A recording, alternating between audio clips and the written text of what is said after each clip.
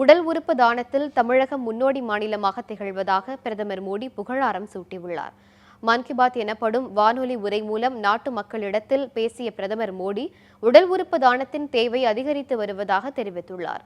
ஆண்டு ஒன்றிற்கு 2.5 லட்சம் சிறுநீரகம், இதயம் மற்றும் கல்லீரலின் தேவை இருப்பதாக குறிப்பிட்ட அவர், உடல் உறுப்பு தானம் குறைந்து வருவதால் உறுப்பு மாற்று அறுவை சிகிச்சையின் எண்ணிக்கை குறைந்து வருவதாக வேதனை தெரிவித்தார். ஒரு சில மாநிலங்கள் மட்டுமே உடல் உறுப்பு தானத்தை முன்னெடுத்து செல்வதாகவும், குறிப்பாக தமிழகம் உடல் உறுப்பு தானத்தில் முன்னோடியாக திகழ்வதாகவும் பிரதமர் மோடி புகழாரம் சூட்டினார்.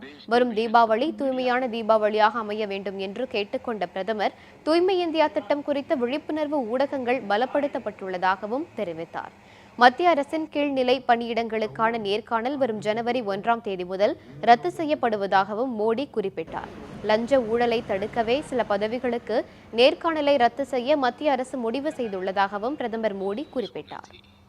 और हजारों स्कूली बच्चों ने भारत अफ्रीकन संबंधों को